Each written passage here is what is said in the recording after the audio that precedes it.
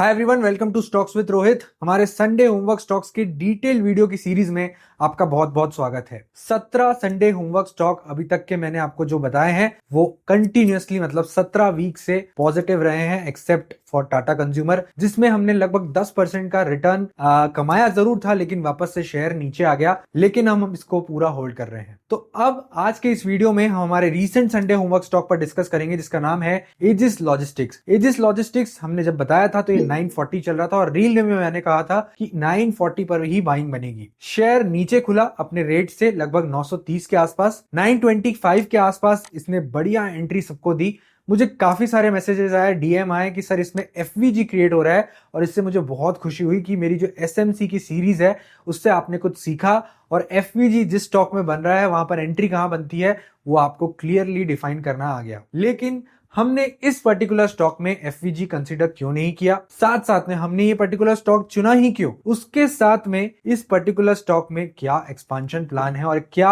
हम इसे long term के लिए कंसीडर कर सकते हैं या नहीं कर सकते हैं, आज के इस वीडियो में डिटेल डिस्कशन करेंगे। एंड तक बने रहिएगा, मजा आएगा आपको। अगर आपने इसका एनालिसिस पहले किया है तो आपका जो मजा है वो डबल हो जाएगा। आप कॉपी पेन लेके रेडी हो जाइए, क्योंकि अगर आपका एनालिसिस मेरे एनालिसिस से मैच हो रहा है तो कहीं ना कहीं जो मैं आपको सिखाना चाहता था वो आप अब सीखते जा रहे हैं। सबसे पहले एजिस लॉजिस्टिक्स, यहां पे आपको दिख रहा होगा the 1000 crore breakout master class. अभी 1000 करोड़ क्यों लिखा हुआ है? कंपनी का जो मार्केट कैप है वो 33,000 करोड़ है, कंपनी का जो सेल्स है वो लगभग 8,333 करोड़ है। तो मैंने यहां 1000 करोड़ क्यों लिखा हुआ है? 1000 करोड़ इसलिए लिखा हुआ है कि पहली बार जब से कंपनी लिस्ट हुई है, कंपनी ने यहां पर पहली बार प्रॉफिट आफ्टर टैक्स 1000 करोड़ के ऊपर का मार्क किया है। इंडिया की एनर्जी इंफ्रास्ट्रक्चर का टोल प्लाजा, सिंपल लैंग्वेज में अगर समझेंगे तो। आज के इस वीडियो में हम इसका बिजनेस मॉडल समझेंगे, और बिजनेस मॉडल पे मेरा फोकस इसलिए ज्यादा रहता है क्योंकि बिजनेस मॉडल अगर आप हर कंपनी का समझते जाएंगे तो आपको समझ में आएगा कि एक्चुअली में ये बड़ी बड़ी कंपनीज काम कैसे करती है। और अगर आप एक एंटरप्रेन्योर है या फिर आप अपने सर्विसेज में कुछ सर्विस प्रोवाइड कर रहे हैं तो आपको बिजनेस मॉडल से बहुत सारी चीजें समझ में आएगी कि कंपनी अपने कॉस्ट को कैसे रिड्यूस करती है, साथ साथ में कंपनी अपने रेवेन्यू को इंक्रीज कैसे करती है, कंपनी अपने मार्जिन्स को कैसे इंप्रूव करती है, एग्जीक्यूशन कैसे करती है, और किस तरीके से एक मार्केट प्राइस को अपने ऊपर की तरफ लेके जाती है। बहुत कुछ डिपेंड करता है मैनेजमेंट पर भी, लेकिन अगर आप एंटरप्रेन्योर है तो आप किसी कंपनी के मैनेजमेंट जरूर होंगे और आपको कंपनी कैसा परफॉर्म कर रही है ये समझ में आने लग गया, उनकी क्वालिटी समझ में आने लग गई, तो आप अपने बिजनेस में भी इस चीज को बिल्कुल उतार सकते हैं। FY26 record performance and future blueprint. Future blueprint सबसे इंपॉर्टेंट है हमारे लिए कि मैनेजमेंट ने क्या गाइडेंस दिया, उससे क्या वैल्यूएशंस निकल के आ रहे हैं। एजिस आज चर्चा में क्यों है? आज चर्चा में इसलिए है क्योंकि इसका बिग ब्रेकआउट आया, मतलब पहली बार 1000 करोड़ से ऊपर के पैट आए हैं, माइलस्टोन ईयर है। ऑल टाइम हाई के पास इसका Q4 रेवेन्यू रहा है जो कि 2594 करोड़ रहा है, जो अब तक का सबसे बेहतरीन क्वार्टर है। वेल्थ क्रिएशन, ईपीएस में पिछले 5 सालों में 32% कैगर से ग्रोथ हुई है, और मैनेजमेंट ने यह कहा है कि नेक्स्ट 5 इयर्स तक के मिनिमम 25% के कैगर से हम ग्रो करेंगे ईपीएस में। तो ये बेस टारगेट दिया है 25% का, 32% यहां पर परफॉर्म कर चुके हैं। और मैनेजमेंट जब यहां पे अंडर परफॉर्मेंस का टारगेट दे रही है तो आप समझ जाइए कि मैनेजमेंट एक कंजर्वेटिव टारगेट तभी देती है जब मैनेजमेंट को अचीवेबल टारगेट्स पता हो कि वो इससे ज्यादा भी अचीव करने की क्षमता रखते हैं। The core concept toll plaza business model. देखिए, इस बिजनेस मॉडल को समझने के लिए सिंपल है कि पेट्रोल महंगा होगा सस्ता होगा इससे डिपेंड नहीं करेगा कि कितनी गाड़ियां जाएगी आएगी टोल प्लाजा से। टोल प्लाजा को अपना जो टोल है वो मिलता रहेगा, टोल बूथ को इससे फर्क नहीं पड़ता कि गाड़ी सस्ती है या महंगी, वो सिर्फ गुजरने वाली गाड़ियों पर ही फीस लेता है। तो डेफिनेटली इस पर्टिकुलर मॉडल से सेम मॉडल है एजिस लॉजिस्टिक्स का।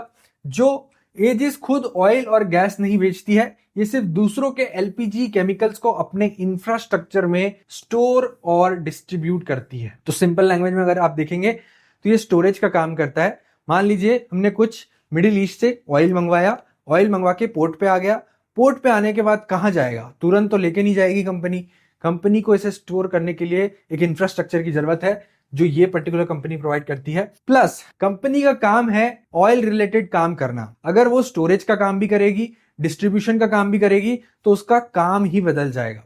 इसलिए उनको हायर करना पड़ता है एक स्टोरेज वाला कोई बिजनेस जो करे, दूसरा, उनके इंडस्ट्री तक के, उनकी फैक्ट्री तक के वो ऑयल को, केमिकल को पहुंचाने के लिए, डिस्ट्रीब्यूट करने के लिए भी कोई कंपनी चाहिए। वो ही कंपनी एजिस लॉजिस्टिक है। तो आपको अगर इसका बिजनेस मॉडल समझ गया होगा तो हम आगे बढ़ेंगे। वॉल्यूम पर काम करती है कंपनी, टर्मिनल चार्जेस लेती है, थ्रूपुट फी लेती है, और ये फी इनका रेवेन्यू कहलाता है।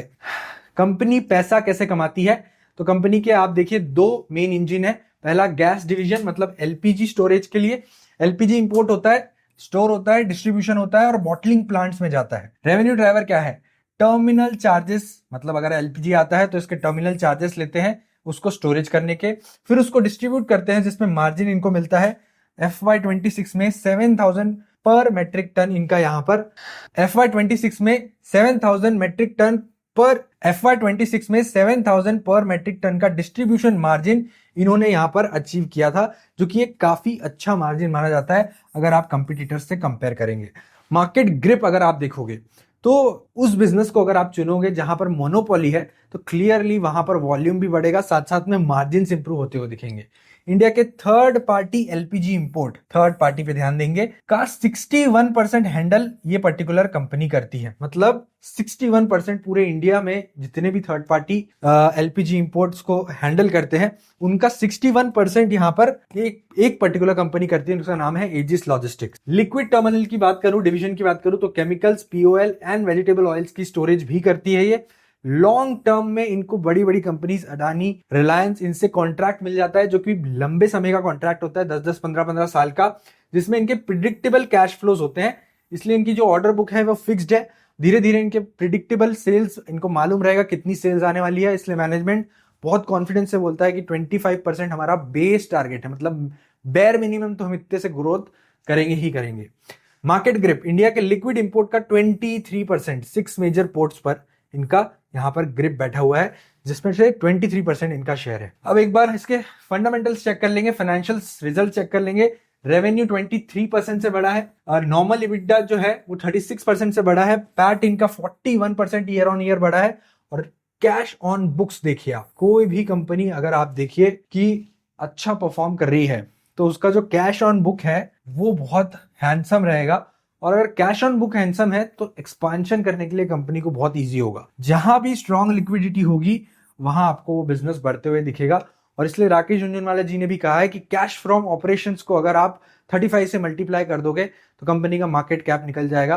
फ्यूचर में कंपनी उस मार्केट कैप को अचीव जरूर करेगी। हम जाके देखेंगे जरूर कि इस पर्टिकुलर कंपनी का कैश फ्लो फ्रॉम ऑपरेशंस कितना है और क्या इसका वैल्यूएशन निकल रहा है। Wait, let's clear a common confusion. क्या एजिस लॉजिस्टिक गैस के दाम बढ़ने पर ज्यादा प्रॉफिट कमाती है? तो मैंने जो आपको समझाया, ये वॉल्यूम पर काम करती है, प्राइस पर काम नहीं करती है।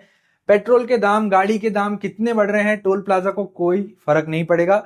टोल अगर 100 रुपए है तो 100 रुपए उनको मिलने वाला है।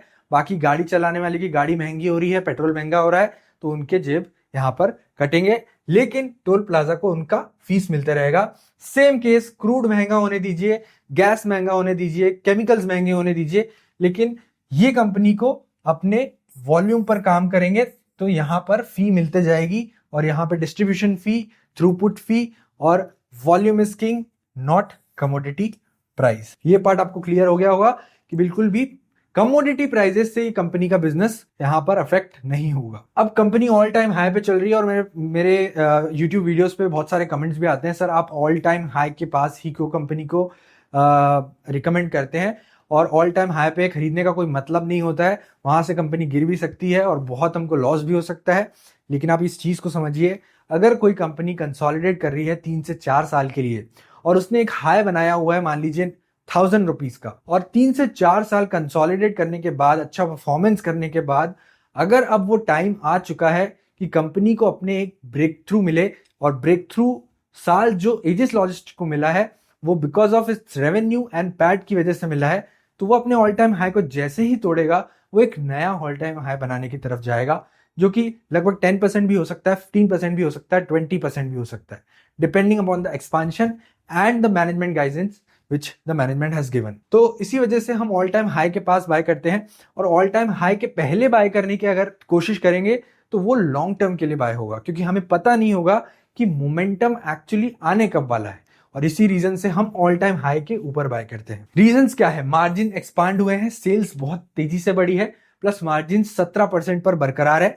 EBITDA 4,000 करोड़ से बढ़कर 7,000 पर मेट्रिक टन हो गया है, sustainable due to scale. Aegis Vopak का आईपीओ सक्सेस, अगर मैं बात करूं तो एजिस वोपैक भी एक लिस्टेड कंपनी है और सेम काम करती है लगभग, और आईपीओ आया था जून 2025 में, और जून 2025 में आने के बाद इसमें जो हिस्सेदारी कंपनी की है वो है 45% के लगभग है, और सब्सिडरी के 2800 करोड़ आईपीओ से पेरेंट कंपनी की वैल्यू अनलॉक हुई, जिससे 27,000 करोड़ का मार्केट कैप कंपनी ने अचीव किया। तो डेफिनेटली 45% की हिस्सेदारी, और आप देखोगे तो 4-5 दिन से एजिस वोपैक भी यहां पर ऑलमोस्ट 20-25% की रैली दे चुका है। डाइवर्सिफाइड सोर्सिंग, मिडिल ईस्ट पर डिपेंडेंसी कम की है, और अब कनाडा, यूएस, अर्जेंटीना से डायरेक्ट सप्लाई आता है। एफआईआई का कॉन्फिडेंस, मोमेंटम वहीं आता है जहां एफआईआई पैसा लगाता है, डीआईआई नहीं। डीआईआई जहां भी पैसा लगाएगा वो लॉन्ग टर्म के लिए लगाएगा, और एफआईआई जहां पैसा लगाएगा वो स्विंग के लिए लगाएगा या शॉर्ट टर्म के लिए लगाएगा, क्योंकि उसे मालूम है कि यहां पर वैल्यू अनलॉक हो गई है, थोड़े से पैसे कमाऊंगा और बाहर निकलूंगा। एफआईआई की जो होल्डिंग है वो 18% से बढ़कर 19.56% हो गई है, जो कि इन्होंने डीआईआई से खरीदी है। The $5 billion master plan FY24 to FY31। देखिए FY24 से लेकर 31 तक के क्या कंपनीज के पूरे प्लान है वो समझेंगे। विजन इनका FY31 तक के $5 बिलियन का टोटल इन्वेस्टमेंट करना है, जिसमें से $1.2 बिलियन मार्च 2027 तक के डिप्लॉय होगा। पहला है JLPL पाइपलाइन कनेक्टिविटी कंप्लीट, पीपा वर्व बोलते हैं इसको, और ये एक पोर्ट ही है। मैंगलोर 430 करोड़ में साइरोजेनिक एलपीजी टर्मिनल एक्वायर ऑपरेशनल हो चुका है, जिससे इनको रेवेन्यू भी आएगा। थर्ड JNPT, ये मुंबई का पोर्ट है, 1675 करोड़ केपेक्स किया हुआ है for liquid storage LPG bottling plant. Major revenue इनका यहां से अनपैक होगा, अनलॉक होगा। मैंने आपको ये रील में भी बताया था कि ये जो पर्टिकुलर केपेक्स किया है इससे कंपनी का रेवेन्यू बढ़ेगा जरूर। Haldia and Kochi new liquid storage in planning FY27-28, पहला expansion. New liquid storage in planning FY27-28 Haldia में भी करेंगे, कोची में भी यहां पर होगा। लेकिन इससे अलग जो है वो एक द न्यू एनर्जी मोड। ये जो सिर्फ एलपीजी तक के सीमित नहीं है, ये फ्यूचर एनर्जी ट्रांजिशन भी करेगा। मतलब ये अमोनिया प्लांट भी बना रहा है, जिसमें इंडिया का पहला इंडिपेंडेंट अमोनिया टर्मिनल बनाएगा कांडला पोर्ट पर एलएनटी के साथ ज्वाइंट वेंचर करके। ठीक है, कैपेसिटी 36,000 मेट्रिक टन, और एमओयू साइन हो चुका है। इकोनॉमिक्स आप देखेंगे तो 5,000 पर मेट्रिक टन का इनको डिस्ट्रीब्यूशन मार्जिन मिलेगा, और 2,500 से 3,000 का थ्रूपुट फी मिलेगा, जो कि बहुत हैंडसम रेवेन्यू पर कंट्रीब्यूशन देगा। रैंप अप FY27 से 25% यूटिलाइजेशन, फिर हर साल 30 to 40% की ग्रोथ एक्सपेक्टेड है। फर्स्ट मूवर एडवांटेज इनको मिलेगा। यस, मैनेजमेंट ने क्या गाइडेंस दिया मैं बता चुका हूं। इनका जो ईपीएस है वो 25% से कैगर से ग्रो करेगा। कंजर्वेटिव फ्लोर दिया है, मतलब मिनिमम टारगेट दिया है, ये 30% भी हो सकता है, 32% भी हो सकता है। और वॉल्यूम टारगेट अगर आप देखोगे तो FY28 तक के LPG plus ammonia distribution volume 2 million metric tonne तक के ले जाने का इनका लक्ष्य है, जो कि एक बहुत बड़ा टारगेट है। यस, आगे बढ़ते हैं। आगे अगर आप देखेंगे तो वैल्यूएशन चेक, स्टॉक बहुत महंगा है क्या वो समझेंगे। करंट प्राइस 925 पे हम इसको हमारा एंट्री प्राइस मानेंगे, क्योंकि ये करेक्ट एंट्री प्राइस है। और यहां से अगर पी देखेंगे तो 2936 का पी चल रहा है। जेएम फाइनेंशियल ने 1200 का टारगेट दिया है। जेपी मॉर्गन ने 1150 का टारगेट दिया है, ओवरवेट वेटेज दिया है, और मोतीलाल ओसवाल ने 700 रुपए का टारगेट दिया है। मोतीलाल ओसवाल बोलता है स्टॉक प्राइस में एक्सपांशन प्लान्स ऑलरेडी फैक्टर्ड इन है, नियर टर्म ग्रोथ मॉडरेट हो सकती है, 9% PAT CAGR FY26 to 28। Strong gas distribution और सप्लाई डिस्क्रिप्शन के टेलविंड्स 30x FY28 तक के ईपीएस वैल्यूएशन कंपनी के आ सकते हैं। और ये तीनों के वैल्यूएशन अगर हम देखेंगे तो ऑलमोस्ट इसका जो टारगेट है वो 1150 से 1200 तक के आ रहा है, अभी 1000 चल रहा है। रियलिटी चेक की रिस्क अगर हम देखेंगे तो वही की रिस्क है। हर जगह नियर टर्म सप्लाई प्रॉब्लम हो सकती है, लॉन्ग टर्म में डिमांड का इश्यू हो सकता है, एग्जीक्यूशन में डिले हो सकता है, जो कि मैनेजमेंट एग्जीक्यूशन में डिले नहीं कर रहा है। आपको ये कंपनी के फाइनेंशियल रिजल्ट्स में देखने को मिलेगा, जो कि हर क्वार्टर ऑन क्वार्टर कंपनी के जो रेवेन्यू है वो भी इंक्रीज कर रहे हो, प्लस मार्जिन भी इंक्रीज कर रहे हैं। यस, ये अल्टीमेट समरी आप देख सकते हो। और ये तो हो गया कि जितने ब्रोकरेज हाउस है उन्होंने क्या टारगेट दिया है। अब हमारा क्या टारगेट होगा वो भी हम यहाँ पर निकालेंगे। सबसे पहले हम यहाँ पर screener.in पे जाएंगे। screener.in पे जाकर कंपनी के फंडामेंटल्स एक बार चेक करेंगे। यस, कंपनी के फंडामेंटल्स एक बार देखेंगे। कंपनी 33,000 करोड़ की कंपनी है और 4,000 करोड़ का डेट है, कोई इश्यू नहीं है। 35% की प्रॉफिट ग्रोथ है, 13% 16% का आरओसी आरओई है। वैल्यूएशंस इन लाइन दिख रहे हैं, 1.51 का पीईजी है, 2 के नीचे है। और आपको यहाँ पर पॉजिटिव पॉइंट ज्यादा दिखेंगे। डेटर डेज इंप्रूव हुए हैं, मैनेजमेंट की क्वालिटी बताता है ये। डिविडेंड पे करता है कंपनी 38.1% का, विच इज वेरी हैंडसम। अब यहाँ पर आप देखिए ईयरली रिजल्ट। सबसे पहले कि यहाँ पे इनका सेल्स ग्रो हो रहा है, साथ साथ में ऑपरेटिंग प्रॉफिट जो है वो 17% मैक्स पहुंच गया है यहाँ पे। और क्लियरली आपको यहाँ पे 1107 करोड़ का इनकम दिख रहा है, जो कि यहाँ पर एक्स्ट्रा इनकम हमें हटाना होगा। लगभग 150 करोड़ यहाँ से हटा देंगे तो 900 करोड़ का आप इसको मानिए। मतलब फिर भी इसमें अच्छी ग्रोथ है पैट में। यस, अब कैश फ्लो अगर आप देखेंगे तो मार्च 26 में यहाँ पर आपको 2028 करोड़ का यहाँ पर कैश फ्लो है, लेकिन ये बाकी दूसरे ईयर से बहुत हाई है। तो हम 3 ईयर का यहाँ पर एवरेज लेंगे, तीनों को प्लस करके डिवाइड बाय 3 करेंगे। तो अगर आप इन तीनों को प्लस करेंगे तो ये 2500 करोड़, 2500 करोड़ प्लस 2600 करोड़, 3200 करोड़ और 3300 करोड़ मान लीजिए डिवाइड बाय 3। तो ये 1100 करोड़ का इनका लगभग एवरेज कैश फ्लो आ रहा है, जिसको हम 35 से मल्टीप्लाई करेंगे। 35 से आप इसको मल्टीप्लाई करोगे तो ये कितना आएगा? यस, 38,500 करोड़। अभी जो कंपनी की मार्केट कैप है वो 34,500 करोड़ है। 34,500 करोड़ को हम डिवाइड करेंगे इसके मार्केट प्राइस से 984 से, तो ये आ जाएगा 35 करोड़ शेयर्स। 35 करोड़ शेयर्स हैं। आप 38,500 करोड़ जो हमारा फ्यूचर एक्सपेक्टेड मार्केट कैप हो सकता है उसको डिवाइड कीजिए 35 से। 38,500 डिवाइड बाय 35, तो ये हमारा 1100 का बेयर मिनिमम टारगेट निकल के आ रहा है अभी के लिए। लेकिन अगर हम चार्ट में जाके देखेंगे तो एक बार चार्ट भी खोल के देखेंगे। मैंने आपके लिए चार्ट्स यहाँ पर खोल के रखे हुए हैं। यस, तो ये एजिस लॉजिस्टिक्स के यहाँ पे चार्ट्स खुले हुए हैं और एजिस लॉजिस्टिक्स के आप चार्ट्स देखेंगे तो यहाँ पर आपको मंथली चार्ट्स देखने होंगे। मंथली चार्ट्स में क्लियरली यहाँ पर कंपनी कब से जून 2024 2 साल से कंसोलिडेट करते हुए आ रही है और एक डार्वास बॉक्स यहाँ पर क्रिएट किया है कंपनी ने। और क्लियरली इस डार्वास बॉक्स को आज ही ब्रेक किया हुआ है और आज ही 1005 का हाई लगाया कंपनी ने। तो 1005 के ऊपर यहाँ पर कंपनी के 1100 के बेयर मिनिमम टारगेट्स आ रहे हैं। लेकिन चार्ट के हिसाब से जो टारगेट्स दिख रहे हैं वो मैं आपको बताता हूं। यस, ये देखिए, जब भी कंपनी यहां पर हमें ब्रेकआउट देती है, देखिए पहले भी ब्रेकआउट दिया है, ये ब्रेकआउट दिया लंबे कंसोलिडेशन के बाद। तो ये काफी लंबा कंसोलिडेशन था। अगर आप देखोगे लगभग 4 साल का कंसोलिडेशन था। 4 साल के कंसोलिडेशन के बाद आपको यहाँ पर 300 रुपए से 900 रुपए तक की वैल्यू देखने को मिली। मतलब ऑलमोस्ट 3x हो गया था स्टॉक। अब जाके जो 2 साल का कंसोलिडेशन हुआ है स्टॉक में और ब्रेकआउट मिला है, तो ऑलमोस्ट स्टॉक हमें यहाँ पर 1250 का फर्स्ट टारगेट, उसके बाद यहाँ पर 1500 तक के टारगेट्स भी दे सकता है।